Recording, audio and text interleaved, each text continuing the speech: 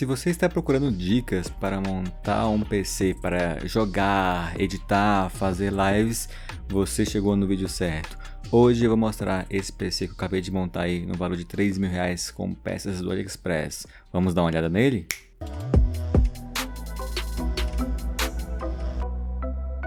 E é isso aí, meu povo. Aqui é o Alexandre, dono do canal Skanda Souza. Eu estou finalmente voltando a fazer vídeos com configurações, dicas de montagem de PC gamer. Eu fazia muito isso no passado, mas esse ano de 2021 não foi muito legal para mim, só que agora estou voltando e pretendo continuar com esse tipo de vídeo em 2022. Bem, gente, o PC que eu montei hoje vai ser na casa lá dos R$3.000, vai ser também um PC baseado em peças do AliExpress, né? Um Xeon, famoso dragão chinês.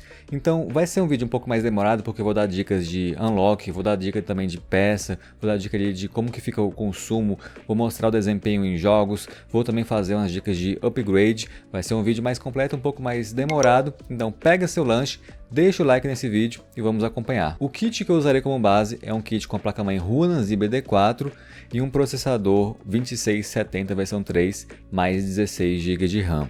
Esse kit hoje no AliExpress está por volta dos R$1.100 e pode ser comprado junto ou montando peça por peça. Eu passarei hoje as duas opções. A placa de vídeo que eu usarei como base para o desempenho é a GTX 1060 de 3 GB, que é encontrada no AliExpress por volta dos R$1.100 com cupons. É uma boa placa de vídeo, roda bem seus jogos em Full HD e tem nível semelhante a uma GTX 1650 aqui no Brasil, que é encontrada nova por volta dos R$1.600 a R$2.000. Eu tenho que lembrar vocês que peças importadas podem ser tributadas, mas geralmente eles vão atrás de placa-mãe ou placa de vídeo. Tem uma chance mais ou menos de 30% de tributação nesse tipo de produto, tá? E se você for de Minas Gerais, Rio Grande do Sul e Santa Catarina, além da tributação normal, que é nas casas ali dos R$200, também tem o famoso ICMS. Então é algo que você tem que ficar atento, porque existem esses tributos aí também exclusivos para esses estados. Introdução feita, avisos dados, vamos então rapidamente à parte dos jogos, como é que fica o desempenho desse kit em estoque? Vamos ver então o primeiro jogo. O Warzone testei em Full HD no baixo, apenas com as sombras no cache ativas. Vocês sabem que o Warzone atualizou, né? Então o desempenho está um pouco mais baixo do que antigamente. Aqui temos uma média de quase 60 FPS, mas com quedas às vezes para a casa dos 50. Vai depender, é claro, da situação. O desempenho da configuração está limitado pela placa de vídeo. Caso você queira gerar mais quadros, será necessário reduzir a resolução do jogo. Testei também um jogo mais leve, que é o Fortnite em Full HD e com as configurações gráficas no médio e textura no alta. Eu esqueci aqui de gravar com alcance de visão no máximo, me perdoem aí, tá? A média nesse jogo ficou cerca de 120 quadros. Teve um bom desempenho, só que diferente do Warzone, no Fortnite aqui a placa consegue gerar mais quadros, a placa de vídeo consegue ter essa potência, né? Aí vai depender do processador, se ele consegue acompanhar ou não a placa de vídeo. Por isso, o uso da placa fica somente em torno dos 70, só que poderia aumentar, é claro, se você melhorasse um pouco as qualidades gráficas. Ainda assim, 120 eu já acho bem bacana. Talvez o maior ponto negativo aqui é que eu tive algumas travadas nessa gameplay, alguns stutterings, né, aqueles engasgos de vez em quando, mas dá para brincar legal, eu fiquei até segundo colocado nesse jogo. O próximo jogo é o Red Dead Redemption 2, foi testado em Full HD no baixo, apenas com as texturas no Ultra. Com essas configurações, a máquina ficou em torno de 60 FPS. Novamente aqui repetindo o caso do Warzone, a placa no caso foi a limitante, ela limitou ali a qualidade gráfica e a quantidade de quadros sendo mostrada para vocês. Para gerar mais quadros será necessário reduzir a resolução ou trocar a placa de vídeo. Valhalla é outro jogo pesado da lista, também testei em Full HD no baixo. A média aqui ficou bacana até, cerca de 64 FPS, e o jogo estava bem liso também. Em se tratando também de aumentar o gráfico, mas permanecer aos 60 quadros, também será necessário mudar a placa de vídeo. Ela também está limitando aqui. Em todo caso, a experiência já ficou muito boa. Horizon Zero Dawn, aqui eu testei em Full HD no baixo com as texturas no médio. Assim como nos dois jogos anteriores, nós conseguimos ficar na casa dos 60 FPS, sempre com a limitação aqui da placa de vídeo. Caso vocês tenham percebido, uma coisa interessante que vocês podem fazer para deixar o jogo mais bonito é deixar a maior parte das configurações gráficas no baixo e mudar somente as texturas para o médio ou alto, a depender do game. As texturas muitas vezes não influenciam tanto no desempenho do jogo em si, ela é bem dependente da sua VRAM. Então, vocês podem fazer que nem eu fiz no Horizon Zero Dawn e no Red Dead Redemption. Deixem as configurações gráficas no baixo e brinquem somente com as texturas até ficar de um jeito bacana para vocês. GTA V, ele é um jogo antigo, né? Mas é muito pedido por vocês. Aqui eu extrapolei um pouco. Eu deixei até em 4K o jogo com as qualidades gráficas entre alto e normal. A configuração se manteve entre 70 FPS no modo offline. Ficou muito bonito e estável ao meu ver. Vale lembrar que jogando online nós temos uma otimização diferente para o jogo e seria mais interessante colocar em Full HD. Vejam agora um pouquinho do modo online ficando na casa dos 80 FPS em Full HD, mas mantendo as configurações gráficas do jeito que estavam em 4K. Em todo caso, achei as duas opções muito bacanas e muito boas para esse jogo. Por último, estou deixando aqui para vocês um benchmark sintético do Rainbow Six Siege no médio em Full HD. A máquina aqui conseguiu uma média de 160 quadros com ótima utilização da placa de vídeo, mais até do que eu esperava. Esse jogo aqui foi pedido de um inscrito, por isso que eu só testei um benchmark sintético, eu não sei jogar ele direito. E aí, meu povo, vocês gostaram do desempenho que vocês viram até agora nos jogos? Eu particularmente achei bem bacana, bem bom. Agora eu preciso mencionar que eu selecionei esse kit porque ele está com um preço muito interessante, muito em conta. Ele tem um bom desempenho em jogos, tem um bom upgrade de placa de vídeo e também ele tem um bom desempenho em edição. Só que você pode fazer alteração no processador, colocar um processador até um pouco mais barato e manter o desempenho bom em jogos, só ficando um pouquinho abaixo na edição de vídeo. Logo mais vou dar essa dica para vocês, fiquem aí no vídeo. Nesse momento eu quero falar com vocês sobre unlock, sobre consumo, tá? É bem importante, fique ligado nisso, e sobre edição de vídeo. Essa placa-mãe em si, a Ronin Z BD4, ela para mim está com preço muito interessante hoje, até por conta dos cupons de desconto. Ela é uma placa-mãe que tem um VRM melhor, né, mais robusto do que essas placas-mães que são mais baratas, 8MF, RS9, e também tem uma antecipação ativa no VRM. Recomendo que vocês olhem meu vídeo, vou deixar aqui na descrição que eu fiz sobre ela, que eu explico mais sobre isso, tá? E para processadores acima do 2640 versão 3, eu só recomendo ela ou placas superiores como TF, F8, Jinwei Titânio, tá? Processadores como 2650, 2660, 2670 e superiores, não use nessas placas abaixo dos R$500. Aviso dado. Recentemente eu trouxe do AliExpress um termômetro aqui bem bacana para fazer mais testes, até com essas placas mães Xeon para vocês, tá? Eu consegui alguns resultados já interessantes que eu posso passar. Uma coisa que tem que ser notado é que a região do VRM da placa mãe, tá? É uma das regiões que mais sofre estresse e esquenta bastante. A temperatura do VRM aqui com essa configuração ficou em torno dos 68 graus ao fazer um teste de renderização no Adobe Premiere. Nesse caso aqui eu estava sem o Unlock Turbo Boost e com as ventoinhas do gabinete ligadas.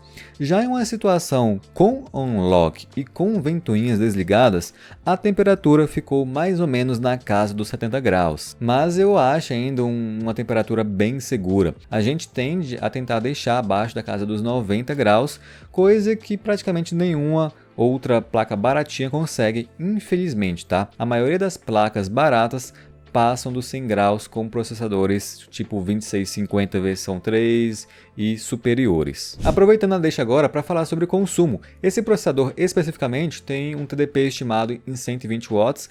TDP geralmente não significa realmente o consumo, mas na Intel fica muito parecido o consumo e o TDP. Então você pode considerar que fica na casa ali do consumo de 120 watts. Muito importante também mencionar isso. Nesse caso, gente, eu acho até interessante usar um wattímetro. Também tem um wattímetro aqui para mostrar para vocês os resultados que eu consegui. Então, na mesma edição do Adobe Premiere, eu notei um consumo total da máquina de cerca de 200 watts. Um tanto alto sim, mas não espantoso, meio que o esperado. Já em jogo, eu peguei os dados do GTA em 4K, porque aqui estressou bastante a GPU. O valor que eu consegui foi cerca de 240 watts. Podemos aqui então extrapolar, tá? E vamos supor que no máximo, assim, num pico muito louco, com muito uso de processador, uma placa de vídeo ali com um consumo muito alto, No máximo ali, essa configuração vai ter um pico de 300 watts. Aqui eu estou extrapolando bastante, tá? Não acredito que vai chegar a isso aqui, mas vamos extrapolar 300 watts. Uma fonte de 450 watts de boa procedência ou superior já fica muito bacana com essa configuração aqui e já ali com um espacinho para não ter problemas no futuro. Agora vamos falar sobre o famigerado Unlock Turbo Boost, lembrando que o tutorial está no vídeo da placa-mãe Ronan ZBD4. Afinal, o que é esse Unlock Turbo Boost? É um hack, tá? Que você faz algumas alterações na BIOS da placa-mãe para que todos os núcleos do processador fiquem na frequência máxima que ele oferece. No caso do 2670 versão 3, a frequência máxima dele é 3.1 GHz. Nem preciso dizer que isso precisa ser feito com cautela, lembrando também que esse procedimento estressa mais ainda o VRM da placa-mãe. E no caso, é obrigatório? Preciso fazer isso? Não, tá? Só que em quais casos então que isso pode ser interessante ser feito? Primeiramente, nos casos quando você tem uma placa-mãe que você tem mais liberdade para fazer isso, e você também pode tirar mais desempenho, por exemplo, em atividades pesadas como edição de vídeo. Um exemplo aqui é que eu fiz uma edição no Adobe Premiere com o lock e sem o lock. A edição tinha cerca de 6 minutos, praticamente sem efeitos, e tive aqui uma diferença de cerca de 1 minuto e 10 segundos da versão com o lock para a versão sem o lock, e isso já pode ajudar um tanto já. Já nos jogos, para você ter mais desempenho com o lock, vai depender do fator de qual é o limitante, se é o processador, se é a placa de vídeo. Se você viu meu vídeo até agora sem pular e prestando atenção, eu até agradeço porque são poucas pessoas que fazem isso. Eu devo lembrar que o Fortnite foi praticamente o único jogo em que a gente viu que a placa poderia dar mais desempenho, mas o processador, no caso, ele meio que impediu dela tirar mais desempenho, tá? Outro caso desses jogos que vocês conhecem, que gostam muito, é CS Global Offensive. Por isso, agora eu vou deixar para vocês na tela um comparativo do CSGO com o lock e sem o lock, para que vocês saibam mais ou menos a diferença quando se há. No CSGO em 720p no baixo, tivemos um resultado aqui de 293 FPS para a versão Stock e 337 FPS para a versão Lock, o que resulta ali em um ganho de 15% de desempenho. Um ganho bacana sim, ao meu ver, mas que não vai acontecer sempre, viu? Provavelmente é o maior dos ganhos que vocês irão notar. Talvez outros jogos que vocês vão notar isso, no caso do Valorant, né, que é um jogo bem similar ao CSGO. É claro, também tinha um Fortnite. E outro jogo que você pode notar é uma diferença como essa é o Dota 2, que na verdade aqui é um jogo um tanto depressivo e não recomendo que vocês joguem. Agora, se você pegar um Warzone da vida, por exemplo, que vocês já tinham visto que o uso da placa ficava no máximo, a versão com o lock e sem o lock do processador não vai ter diferença prática, afinal não é o processador o limitante é a GTX 1060. E aproveitando o caso aqui que a GTX 1060 foi limitante, e se eu for mudar de placa de vídeo, Skanda? Qual vai ser a diferença? Por exemplo, se eu colocar um RTX 2060 no futuro, fazer esse upgrade aí, mudar somente a minha placa de vídeo, vai ter diferença? E como vai ficar essa diferença? Também fiz esses testes e vou mostrar para vocês em dois casos aqui. No Warzone, a média saltou para na casa dos 100 FPS, usando as mesmas configurações gráficas de antes. O uso da placa ficou muito bom também ali, né? Cerca de 97, 98%. É claro também que o consumo aumenta, né? Afinal, né, é um RTX 2060. Também você irá conseguir rodar muito bem e muito bonito jogos mais novos. Um dos exemplos aqui é o Horizon Zero Dawn. Ficou cerca de 65 FPS na qualidade Ultra, usando, é claro, tudo que a RTX 2060 tem para mostrar. Já o consumo da máquina em jogos ficou em torno dos 310 watts, mas novamente aqui, né, uma fonte de 550 watts das boas já vai ser o suficiente para essa configuração. Até uma de 500 das boas também não teria problema, tá certo, gente? E finalmente, meu povo, dicas de peças. Como é a Skanda que eu posso montar um PC parecido com esse que você mostrou lá no começo do vídeo? Realmente vai ser só 3.000? Sim, eu vou mostrar para vocês algumas dicas de peças que vocês podem adquirir, é claro, mesclando AliExpress e Brasil. Mas lembrando também que esses preços aqui são referentes ao final de dezembro de 2021. Provavelmente você estiver vendo aí em janeiro de 2022, no final de janeiro, por exemplo, os preços já estarão diferentes. O kit completo da BD4 fica por volta dos R$ 1.100, como eu já mostrei para vocês no início de vídeo. Ou vocês podem também montar um kit avulso como eu fiz aqui nesse vídeo, né? Você pode pegar a placa-mãe BD4 por cerca de R$ 528. Já o processador 2670 versão 3 fica por cerca de R$ 280 com cupom. Também você pode pegar duas memórias de 8 GB, recomendo memórias NetAC, você encontra mais ou menos por R$ 294. Tem a versão dela com RGB e a versão dela sem RGB, que é mais barata. E no caso, a configuração dessas três peças também vai ficar por volta dos R$ 1.100. A placa de vídeo GTX 1063 GB fica mais ou menos R$ 1.155 usando cupom de desconto. E aí tem as marcas, né? Gigabyte, MSI, Colorful, são as mais comuns hoje do AliExpress. Também você tem um armazenamento, né, necessário. Um SSD básico de 480 GB fica mais ou menos R$ 217 com cupons. Já a fonte, né? Lembre de pegar a fonte aqui no Brasil, pode ser uma de 500 ou uma de 550, caso você vá mudar a placa no futuro. No caso, hoje eu achei uma GM550 da GameMax por R$ 253, mas podem ser outras também, Pichá Unidos, tá? Tem um vídeo aqui indicando fontes que eu fiz recentemente para vocês. Já de gabinete, temos um Pichau Magpie por 240, ou também temos outras opções como o GameMax Diamond que eu trouxe recentemente aqui no canal. E finalmente, né, Air Cooler, temos o Redragon Tier por cerca de R$ 90, também tem um vídeo dele aqui no canal. E o valor total dessa máquina ficou realmente na casa dos R$ 3.000, 3.040, mais ou menos isso, né? Não estou contando aqui o valor do frete, que para algumas regiões pode deixar um pouco mais caro, uns 3.100, e também não estou contando aqui a taxação, que pode deixar também um pouco mais caro, como eu falei lá no início do vídeo, né? Placa-mãe, placa de vídeo, tem um risco de taxação mais alto, certo? Vou deixar para vocês aqui uma planilha do Excel mostrando as configurações e algumas peças que vocês podem trocar. Por exemplo, o 2670 versão 3 que eu trouxe aqui no vídeo, ele pode ser trocado por um outro processador que é muito bom, que eu falo muito bem aqui, que é o 2640 versão 3. Você economiza uns R$ 100 nessa troca. É um processador que tem desempenho em jogos muito semelhante, que não vai dever para o 2670 versão 3 em jogos, só fica um pouco atrás nas edições e tarefas mais pesadas, mas já diminui um pouco do preço, né? Você pode trocar também a 1060 de 3 GB por uma 960 de 2 GB, já reduz aí também uns R$ 400 nesse valor final. Aí o PC, né, fazendo essas duas alterações, já vira um PC de 2.500, por exemplo.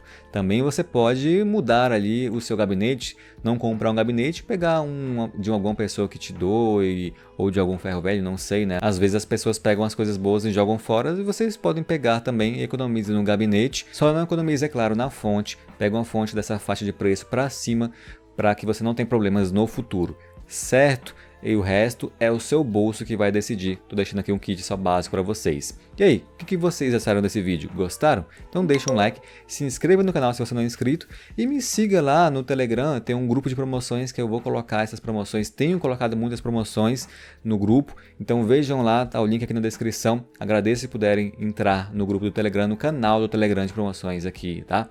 Vou ficando por aqui, é o que eu poderia mostrar para vocês hoje. Espero que vocês tenham gostado. Nos vemos na próxima. Valeu, falou e tchau!